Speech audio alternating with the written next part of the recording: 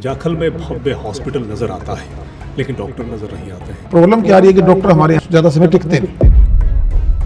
सड़कों की स्थिति कहीं ना कहीं बहुत दयनीय नजर आती है। बहुत से तो रोड में भी गए हूँ, नए बनने शुरू हो गए, आप घूम के जाएंगे, बहुत से रोडों पे काम हो चुका है, कईयों पे चालू है। नशा जो है वहाँ बहुत तेजी से प्रसारित हो रहा है। एक बड़ी समस्या वहाँ की युवाओं के लिए नजर आती है। ये समस्या है। स्थानीय लोग एक स्टेडियम की चर्चा करते हैं कि खेलने के लिए कोई व्यवस्था नहीं है। इस संदर्भ में बबली जी क्या कहते हैं? प्रयास मैं नहीं कहूँगा नहीं हुआ होगा, किया होगा, लेकिन उसका रिजल्ट नहीं आएगा। विधानसभा चुनाव आ गए, फिर देवेंद्र बबली जी किस दिशा की तरफ बढ़ेंगे? ये जो स्थिति बनी हुई है, इस पर जो जाले हैं वो कब तक हटने वाले हैं? देखिए, जाला सबसे पहले तो मैं आज हटा देता हूँ। सामाजिक कार्यों को जो इस तरीके से आप कर रहे हैं, उसको लेकर के जो आपके विरोधी हैं उनके कहीं ना कहीं जो है आप पूरे निशाने पे आ गए हैं। क्या कुछ कह रहे हैं? मैं बधाई देना चाहूँगा। नमस्कार, मैं विवेक कुमार, आप देख रहे हैं A1 हरियाणा।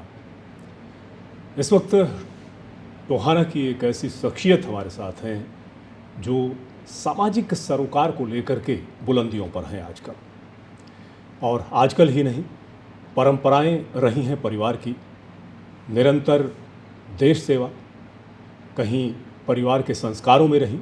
और आज मौजूदा समय की बात करें तो इस दौर में भी मुस्लिमों और तमाम गरीब परिवारों के मसीहा के रूप में कहीं न कहीं नज़र आते हैं। देवेंद्र सिंह बबली हमारे साथ हैं, जो यहाँ के विधायक हैं और पूर्व मंत्री रहे हैं, और बड़ी जिम्मेदारियां इनके कंधों पर रही हैं। जो भी जिम्मेदारी रही उसे निभाते हुए नजर आए। बबली जी, बहुत बहुत स्वागत है। धन्यवाद विवेक जी। सबसे पहले तो जो आजकल सुर्खियां नज़र आती हैं, बहुत से सरोकार के ऐसे कार्य जो गरीबों को लेकर के आप निरंतर जुटे हुए हैं। बहुत सी बसें जो हैं अलग अलग धार्मिक स्थलों पर जा रही हैं। बुजुर्गों का एक सपना होता है कि जब उनकी आंखें बंद हों उससे पहले कहीं ना कहीं धार्मिक स्थलों के यदि दर्शन हो जाए तो कहीं ना कहीं जीवन धन्य हो जाता है।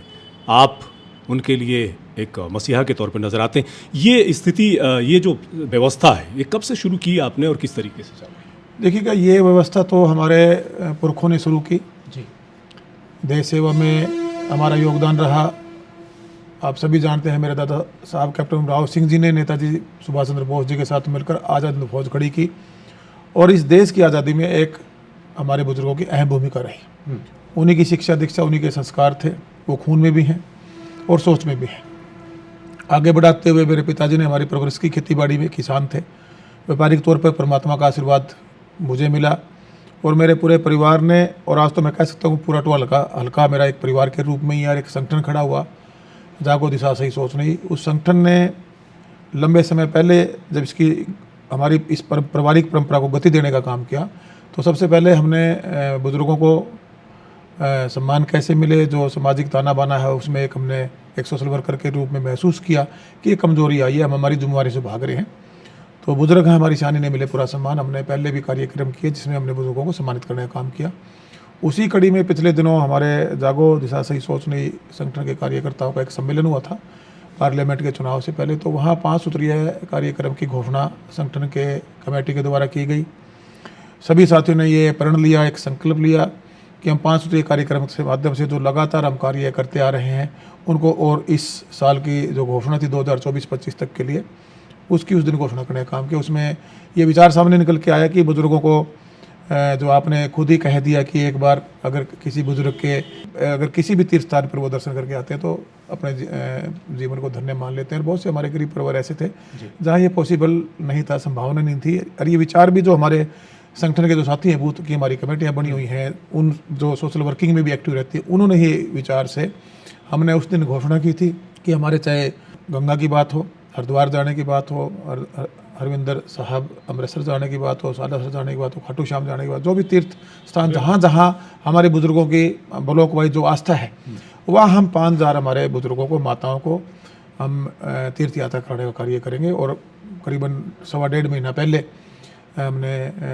बसें लाकर हल्के में इस यात्रा की शुरुआत की। और आज मैं अपने आप को, मेरे पूरे परिवार को, और मैं उस हर संगठन के साथी को जिसने अपना श्रमदान दिया, अपना पसीना मेरे साथ बहाया, उसको, माता पिता की सेवा हम सभी कोशिश करते हैं, मान सम्मान भी देते हैं, लेकिन इतने बुजुर्गों का आशीर्वाद आज हम सबको मिल रहा है। और एक अच्छा प्रयास समाज का ताना बाना है उसमें भी मजबूती देने के लिए, और जो हमारी सामाजिक पारिवारिक ड्यूटियाँ हैं, हम मंदिर मस्जिद गुरुद्वारों में जाते हैं, लेकिन असली मंदिर हमारा घर और माता पिता के रूप में देवी देवता हैं, तो उनको सम्मान भी मिले और बुजुर्ग के दर्शन करके आएँ और उस दर्शन का लाभ लें। ये हमारा एजेंडे पे था और हमने इस काम को आगे बढ़ाने का काम किया।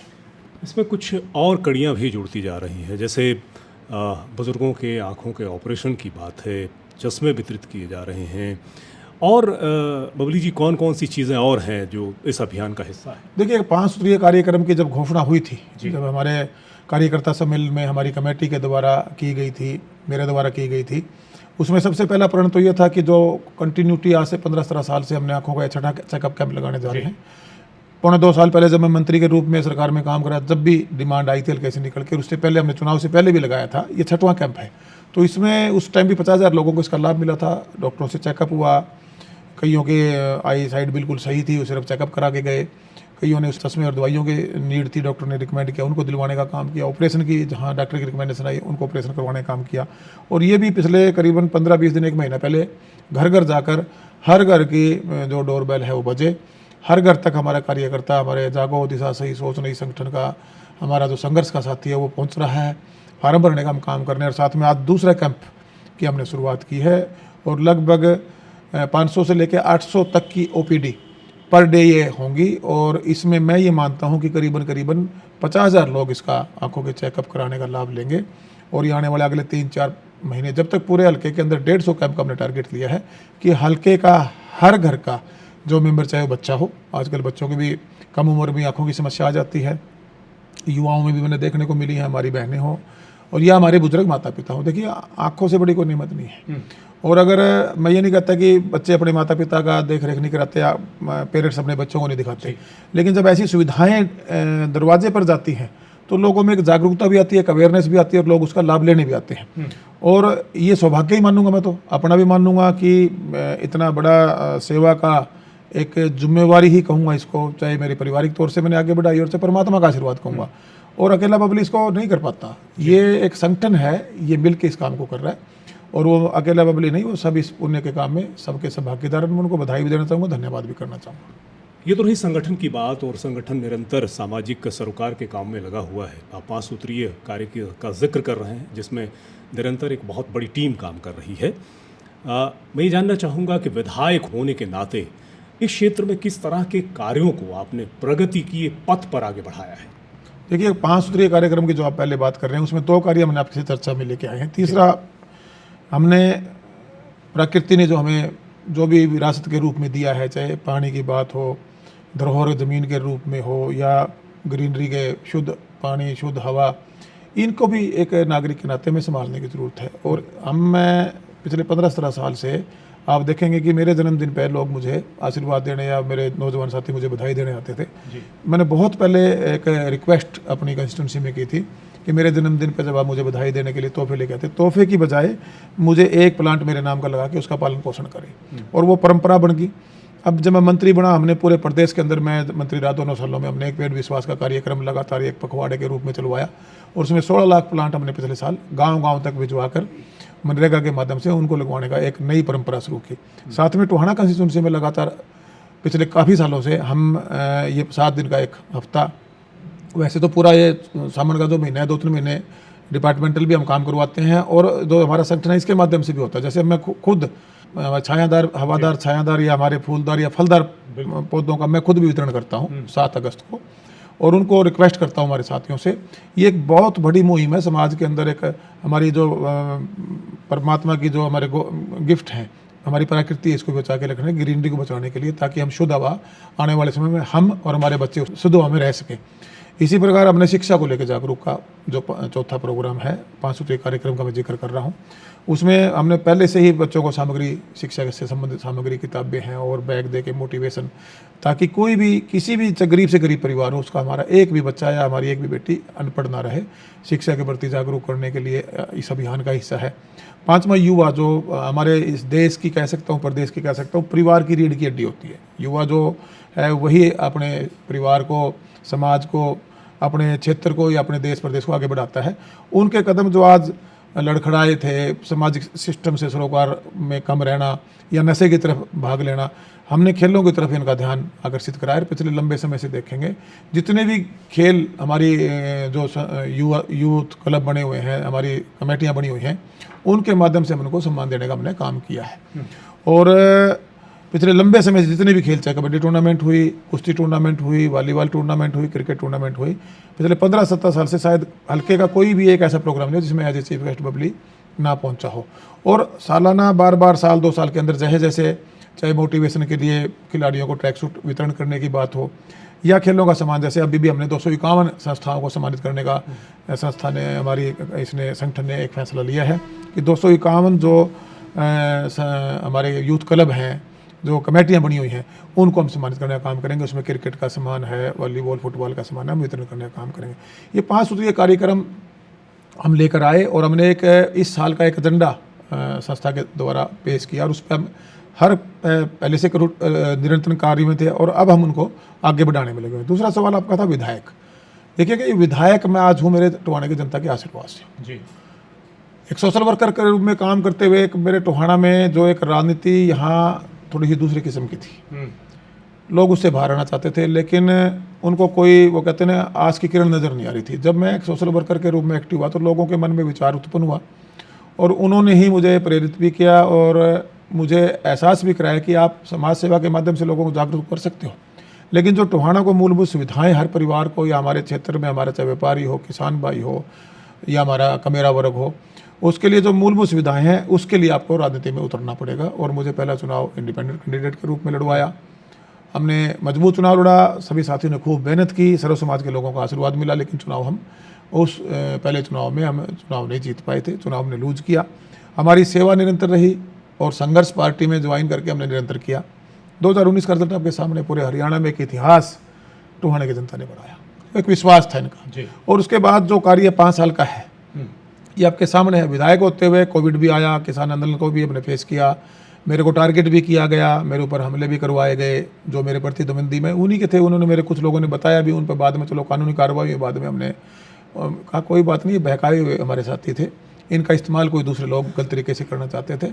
लेकिन मैं अपने मार्ग से नहीं भटकता, परमात्मा ने मुझे वो ताकत बख्शी है, उस दुर्गा का माँ का मैं भगत हूँ, वो मुझे हर प्रकार वो रास्ता दिखाती है जिसके लिए मेरा जीवन बना है।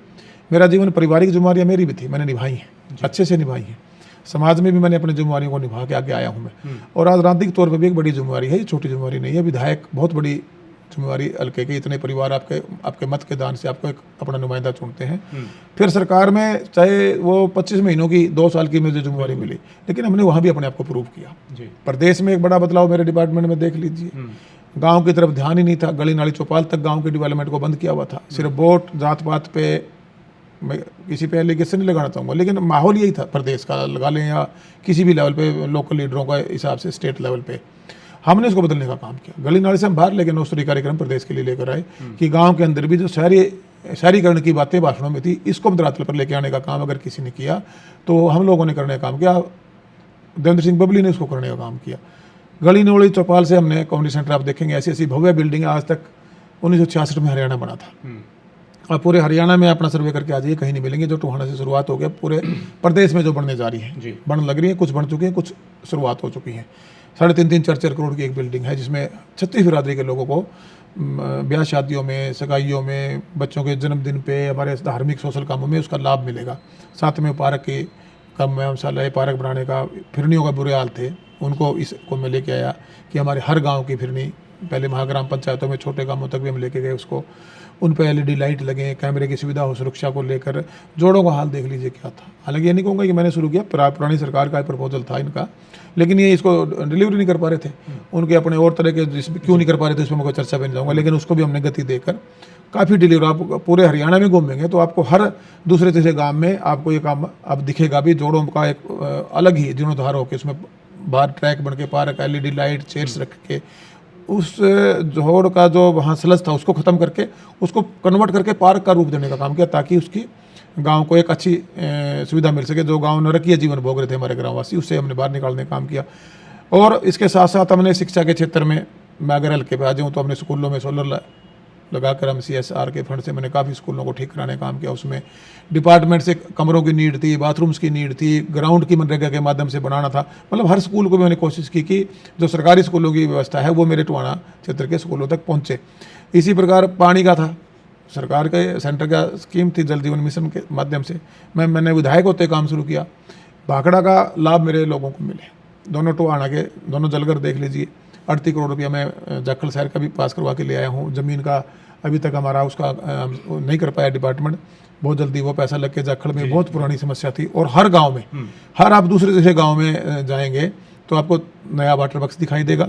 जो पुराने थे उनके अंदर नए टैंक बनते हुए नजर आएंगे।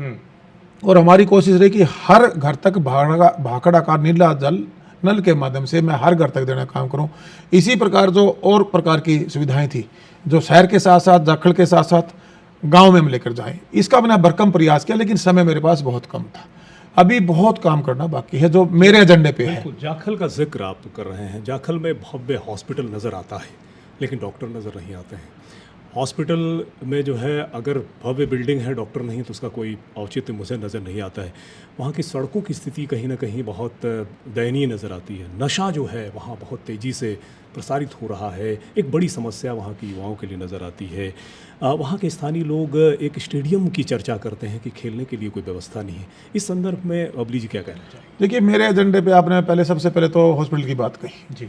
मैं इस बात को एग्री कर रहा हूँ। मैं भी सरकार का हिस्सा रहा हूँ और मैं खुद विधायक होते हुए उस टाइम जो माननीय मंत्री थे, विधायक के नाते मैंने मजबूती से विधानसभा में आवाज़ उठाई। मैं उनके पास भी गया। उन्होंने एक बार हमारे टोहाना की भी ये समस्या थी, जाखल की भी समस्या थी, बहुत से डॉक्टरों में देने का काम किया।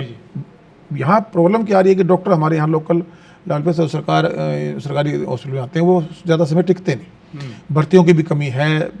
ये मैं आज ये नहीं कि विपक्ष में हूँ, मैं सरकार में था तब भी इस समस्या को मैंने फेस किया था और ये एक्चुअल में समस्या है। लेकिन इस पर अभी भी मैं जो मेडिकल और एजुकेशन की हमारी विधानसभा कमेटी है, इत्तेफाकन मैं उसका चेयरमैन आज भी हूँ। तो मेरी कल भी हमारी जो सीनियर अधिकारी हैं उनसे बात हो रही थी इसी मामले को लेकर, हमारे मेडिकल कॉलेज को, साथ में मेरे सिविल हॉस्पिटल में जो डॉक्टरों की कमी थी, साथ में बड़े जाखल की। तो ये समस्या है और इस पर प्रयास मैं नहीं कहूँगा नहीं हुआ होगा, किया होगा, लेकिन उसका रिजल्ट नहीं आए। ये कहीं ना कहीं क्वेश्चन मार्क पैदा करता है जी। और इस पर काम करने की, और ज़्यादा काम करने की हमें ज़रूरत है। चाहे आज हम सरकार में थे, चाहे आगे जो भी जनता हरियाणा की फैसला लेगी, वो इस पर काम करने की बहुत ज़्यादा ज़रूरत है, ये मैं मानता हूँ। इसके आगे आपने दूसरा सड़कों की बात की। बाढ़ आई हमारे यहाँ, बाढ़ से पूरा क्षतिग्रस्त हुआ, नुकसान भी हुआ। लगभग जाखल, टोहाना और भुन्ना ब्लॉक के, चाहे हमारे रास्ते पंचायतों के माध्यम से बने थे, काफ़ी रास्ते बह भी गए थे, चाहे मनरेगा के माध्यम से बने थे, चाहे हमारे जिला परिषद को जो स्ट्रेंथनिंग करने के लिए जिला परिषद को ताकतें देने का काम जब मेरे मंत्री होते हुए किया, तो हमने वो सारी सड़कें जिला परिषद को 5 जिलों की उसमें हमने चेंज किया था, इसमें फतेहाबाद भी था। उसके माध्यम बजट की बात हो, मार्केटिंग बोर्ड के माध्यम से बजट की बात हो, या हमारा PWD B&R के, मैं आपको बता देना चाहता हूँ, बहुत से तो रोड में भी गया हूँ, कल नए बढ़ने शुरू हो गए, आप घूम के जाएंगे, बहुत से रोडों पे काम हो चुका है, कईयों पे चालू है और सबका लगभग 100% कह रहा हूँ आपको, सबका बजट में लेके आ चुका हूँ। और आपको एक खुशी की बात और बताता हूँ, जो 148 भी है, जब पंजाब बॉर्डर से जो पूरा जाखल क्रॉस करेगा, वहाँ भी काम आपने देखा होगा, जाके देखेंगे, शुरू करा दिया हमने। साथ में जो जाखल से धारसूल और भुन्ना और पाबड़ावाड़ा, ये रोड वाइडनिंग स्ट्रेंथनिंग के साथ इसका अगले 15 दिन में काम शुरू हो जाएगा। करीबन 42 करोड़ रुपया मैं लेके आ चुका हूँ, टेंडर लग चुका है, खुल चुका है, लॉट हो चुका है। तो आपके उस एरिया के साथ साथ मैं इधर भी बताना चाहता हूँ आपको, जो ये रोड हमारा भुन्ना को कनेक्ट करता है टोहाना है चंद्रडवाया, इसका भी टेंडर खुल के, इसके ऊपर भी वाइडनिंग स्ट्रेंथनिंग के साथ इसका पैसा आके काम इसका अगले 15 से 20 दिन में शुरू हो जाएगा। रतिया वाला रोड, जो जमालपुर वाला फ्लाईओवर, ये पहले इसका साइज छोटा था, इसको हमने वाइडनिंग चौड़ा करवाया, इसका 10 करोड़ रुपये बजट बढ़वाया, क्योंकि आने वाले फ्यूचर में 50 साल तक कोई समस्या ना आए। और साथ में इसकी सिर्फ FD में फाइल क्लियर होनी बाकी है, जो टोहाना कुला से होता हुआ रतिया जाएगा। एक टुकड़ा अपना वो बचा हुआ था भुन्ना से ऊपर वाला, उसका भी पास हो गया, सिर्फ उसकी फाइल हमारी फॉरेस्ट में है। मेरी कल भी अधिकारी से बात हुई, वो भी जल्दी मुझे लगता है क्लियर हो जाएगी। एक रोड हमारा 148 भी, जो नासूर बना हुआ था पूरे क्षेत्र के लिए, पूरे पंजाब को से लेकर हमारे कई कंस्टिट्यूंसी, इसमें नरवाना भी टच करती थी, उकलाना भी टच करती थी, और इधर पंजाब का भी हमारा जाता था। पिछले इधर फतेहाबाद रतिया वाले लोग भी इस रोड को इस्तेमाल करते थे, उधर जाना होता था। तो ये 10-30 साल की जो नासूर था, इसको निकालने का काम किया। ये मैक्सिमम से मैक्सिमम अगले 5 साल में वाइडनिंग स्ट्रेंथ के साथ बहुत सुंदर रोड जो सुराला मोड़ से पंजाब बॉर्डर से शुरू होकर जाखड़ के पास से पूरा पंजाब दूसरे बॉर्डर तक इसको हमने कंप्लीट कराने का काम किया। हमने हर चीज़ को, जो 17 डिपार्टमेंट थे, मैंने हर डिपार्टमेंट को सब डिवीजन में 15 दिन में अधिकारियों के साथ मीटिंगें की पुश करने के लिए कामों को। जिला लेवल पर जैसे मिनिस्टर होते हुए जब मुझे 2 साल के लिए ताकत मिली तो हमने जिला लेवल पर उसको पुश किया। हमने कमिश्नर लेवल पे पुश किया पूरे प्रदेश के लिए, और स्टेट लेवल पे मैंने जो डिपार्टमेंट मेरे पास था उन सब की मैंने मीटिंगें बुला के पंचायत को भी आगे बढ़ाया प्रदेश में। और अपने हल्के में 17 के 17 डिपार्टमेंटों में मैंने हर डिपार्टमेंट, अब किसी का भी जिक्र करेंगे उसका फंड देवेंद्र सिंह बबली लेके आए। शायद ही वो फंड 30-40 साल में से, मैं उदाहरण देना चाहूँगा, हमारे वेटनरी जो पशुओं के लिए हॉस्पिटल है टोहाना में, शायद 50 साल पुराना हॉस्पिटल था, जर्जर हो रहा था, 40 करोड़ रुपये लगे दिया। टोटल 7.5 करोड़ है, अगर मैं सही हूँ 7.5 या 12 करोड़ रुपये जितने भी हमारे गांव के अंदर पशुओं के, और हमारा मेन हॉस्पिटल तो टोहाना में या इधर था, इनको सबका बजट मैंने लेके दे दिया। उसके टेंडर लग चुके हैं, मतलब दूसरी एजेंसियां कर रही हैं, कुछ डिपार्टमेंट हमारा पंचायत कर रहा है, कुछ एक हमारा PWD BADR कर रहा है। कहने का भाव, आप पब्लिक हेल्थ को उठा लीजिए, इरिगेशन को उठा लीजिए, जैसे खाड़े किसानों के लिए खाड़े बनवाने की बात, इतिहास में पहली बार इतने खाड़े बने होंगे जी। और पूरे हरियाणा में दाव के साथ कह सकूँ सबसे ज़्यादा अगर खाड़े कहीं बनवाए गए हैं, वो डिपार्टमेंट तो मेरे पास नहीं था, लेकिन मैं पीछे लगा काम किया, हमने करवाने का काम किया। मनरेगा का जो पैसे का सदुपयोग, और सबसे ज़्यादा पूरे प्रदेश में हमने कोशिश की चोरी रुके, और मैंने अपने टोहाना ही पूरे फतेहाबाद में हमने पैसा लेके देने का काम किया। और उसके अंदर मनरेगा के माध्यम से जो खेतों के किसानों के 2 क्रम 3 क्रम और 4 क्रम तक के रास्ते, ऐसे ऐसे रास्ते पिरथला और इधर अपने 2-3 गांवों को जोड़ने वाला रास्ता था। यहाँ से बड़े मंत्री रहे, और उस टाइम तो हमारे यहाँ कहावत हरियाणा में, काले को दौड़ा लिख दो, दौड़े को काला, कुछ भी कर दो, मतलब आप उल्ट सुलट। तब भी उन्होंने जानबूझ के उन रास्ते को ऐसे ऐसे रास्ते से नहीं करवाने का काम किया। हमने वो सारी कनेक्टिविटी देने का काम किया। विधानसभा चुनाव आ गए, बहुत कम समय बचा है। हल्के की जनता, क्षेत्र की जनता के जहन में तस्वीर उभर रही है कि आखिर देवेंद्र बबली जी किस दिशा की तरफ बढ़ेंगे, किस पार्टी की से जो है वो टिकट मिलने वाली है, या कहाँ वो स्टैंड करेंगे, किधर जाएंगे, क्या वो निर्दलीय लड़ेंगे, किस तरीके से। ये जो स्थिति बनी हुई है, इस पर जो जाले हैं वो कब तक हटने वाले हैं? देखिए, जाला सबसे पहले तो मैं आज हटा देता हूँ जी। मैं चुनाव लड़ रहा हूँ, टोहाना की जनता के आशीर्वाद से लड़ रहा हूँ।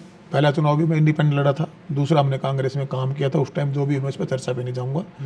हमारे 5 साल तक अपने पार्टी में एक संघर्ष के साथ मजबूत कार्यकर्ता के रूप में पार्टी को मजबूत करने का काम किया।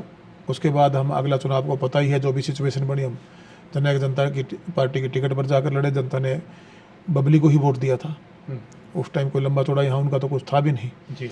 आज अगला चुनाव भी आपको जो जनता की रायशुमारी से, जनता के आशीर्वाद से, और पिछला चुनाव में हमने जो अभी यहाँ से 1,15,000 वोट दिलवा कर टोहाने की जनता ने, कहूँगा मैं तो क्या, मैं तो, मेरी तो एक वोट है, लेकिन टोहाने की जनता ने, हमने रायशुमारी प्रोग्राम के माध्यम से सबका मन टटोलने का काम किया, सबकी भावना जानने का काम किया। हालांकि सारा का सारा फैसला मेरे ऊपर छोड़ दिया था। मैं अपने आप को सौभाग्यशाली मानता हूँ कि अपने वोट का अधिकार भी मेरे 1 लाख 1.25 लाख वोटरों ने मुझे दे दिया, लेकिन हमने उनकी भावना के अनुकूल एक मजबूती से यहाँ से जो सांसद बने कुमारी शैलजा जी को यहाँ से टोहाना से लीड देने का काम किया। करीबन 48,411 वोट दिलाने का काम किया था। और अगला चुनाव लड़ना है, क्लियर है, ये जाड़ा आप क्लियर कर दीजिए, बबली चुनाव लड़ रहा है। और दूसरा, अब इतना काम अगर पार्टी के लिए किया है तो पार्टी को भी कुछ ना कुछ वो भी देख रहे होंगे, और वो अपने सर्वे भी करवाएंगे। जनता की पहली पसंद कौन है वो इसको भी चेक करेंगे, तो आप खुद समझदार हैं। बाकी तो थोड़े से महीना के डर जाइए, महीना के रुकने के बाद अपने आप क्या करें जी, हाथ आरसी को कंगन, क्या आपके सामने सारा सिस्टम आ जाएगा। जब तक मैं विधायक हूँ, मैं 1 घंटा 1 मिनट 1 सेकंड मेरे क्षेत्र की खराब ना हो, मैं मैक्सिमम क्या डिलीवर कर सकूँ, ये मेरा प्रयास है। सामाजिक कार्यों को जो इस तरीके से आप कर रहे हैं, उसको लेकर के जो आपके विरोधी हैं उनके कहीं ना कहीं जो है आप पूरे निशाने पे आ गए हैं, क्या कुछ कहना चाहिए? मैं बधाई देना चाहूँगा। मैं पिछले दिनों कुछ इंटरव्यू में मैंने उनके करैक्टर क्या बताए, मैं बार बार उस बात को रिपीट नहीं करना चाहता जी। ये फैसला मेरे टोहाने की जनता का हक है, और ये अच्छा फैसला लेगी। मैं विश्वास के साथ कह सकता हूँ, आज हर टोहाना का वासी को ये समझ में आ चुका है कि देवेंद्र सिंह बबली कैसी राजनीति कर रहा है। बबली राजनीति में सेवा को माध्यम बनाकर आया। भाई, सेवा पहले भी मेरे परिवार ने भी की, देश की भी की, सामाजिक तौर पे भी की। एक सोशल संगठन खड़ा करके एक सोशल वर्कर के रूप में मैंने की, मेरे परिवार ने की, मेरे साथियों ने की। विधायक होने के बाद भी हमने सेवा ही की है, मंत्री बनने के बाद भी मैंने सेवा ही की है, और वो लोगों की सेवा की है जी। वो लोग अपने परिवारों की सेवा करते हैं। ये अंतर तो जनता को मुझे लगता है समझ में आ भी गया होगा। बाकी ज़्यादा आज कुछ लोग, आप लोग चौथा स्तंभ हैं, मीडिया के साथी हैं जो हमारे, आप लोग भी बताने का काम करेंगे, काम हमारे दिखाने का काम करेंगे, सेवा हमारे दिखाने का काम करेंगे। मैं तो उनको वेलकम करता हूँ। अरे भाई तमें मेरे को टाइम यो वोट लेगा, अरे भाई वोट तो तम भी लोगे, तम वोट को ले, चुनाव लड़ोगे तो वोट कौन मांगोगे?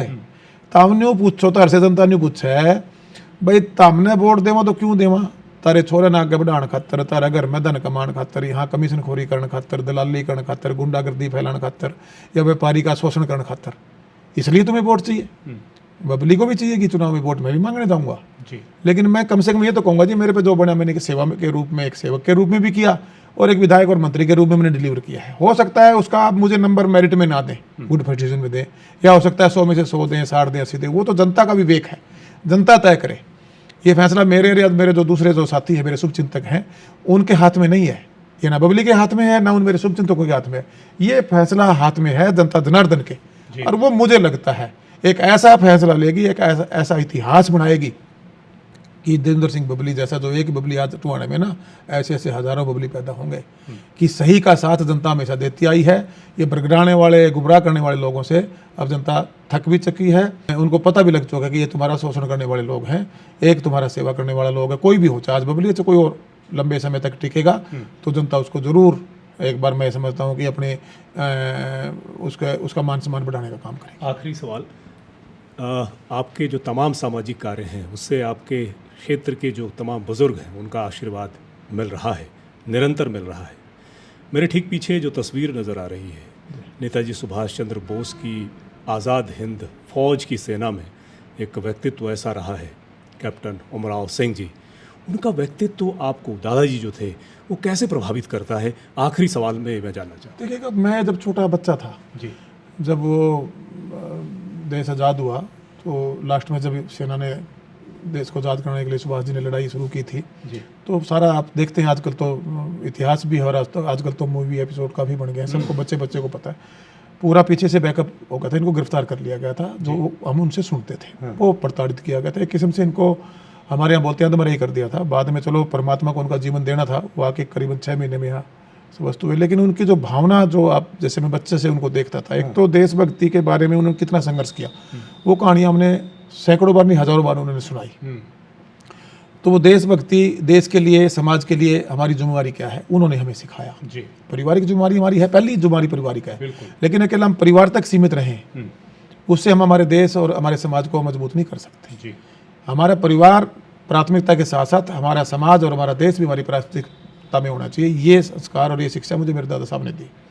जब वो उस टाइम भी निकलते थे, जब मैं 5वीं 6वीं 8वीं तक 84 में थे, जब उनका हुआ, तो वो बाग में से जितने भी बेर फ्रूट होते थे जेबों में डाल के चलते थे, गांव में बच्चों को जाते हुए, बच्चों के साथ बच्चे, वो एक किस्म से मैं बचपन से देख रहा था। तो वो जब बच्चा जिसको देख के बड़ा होता है, जिसको अपना आदर्श मान लेता है, जिसको अपना आने वाले समय में जब कॉलेज में गए तो हमें प्रेरणा स्रोत के रूप में मेरे दादाजी कैसे कार्य करते थे, मेरे पिताजी कैसे कार्य करते थे, इसलिए जो भी आज मैं कर रहा हूँ सब उन्हीं का दिया हुआ है, उन्हीं की शिक्षा, उनकी दीक्षा है। और वो देश प्रेमी थे, देशभगत थे, देश के लिए यात्राएं झेली, देश को आज़ाद करा के लेके आई। ये मेरा सौभाग्य मानता हूँ कि ऐसे परिवार में और ऐसे हमारे जो पूर्वज थे वो रहे। बहुत शुक्रिया बातचीत का, थैंक यू। तो देवेंद्र सिंह बबली के संस्कारों में वो चीज़ें साफ तौर से नज़र आती हैं। अपनी मातृभूमि के प्रति किस प्रकार की हमारी जिम्मेदारी होनी चाहिए, वो यदि आपके खून में हो तो कहीं ना कहीं बदलाव की लहर ज़रूर नज़र आती है। और आप अपने देश के प्रति कभी भी गद्दार नहीं हो सकते हैं। मिट्टी के प्रति आपकी जो भावना है वो साफ तौर से परिलक्षित होती है, नज़र आती है और दिखाई भी देती है। यही परिवर्तन की लहर की ओर को ले जाती है और ख़ास तौर से देश में और पूरी दुनिया में आपका व्यक्तित्व चमकता हुआ नज़र आता है। बहुत बहुत शुक्रिया तमाम दर्शकों का हमसे जुड़ने के लिए, और इसी तरीके से आप A1 हरियाणा के साथ जुड़े रहें। लेटेस्ट वीडियोस के लिए अभी सब्सक्राइब करें A1 हरियाणा को और प्रेस करें बेल आइकन ताकि सभी अपडेट्स आपको मिले सबसे पहले।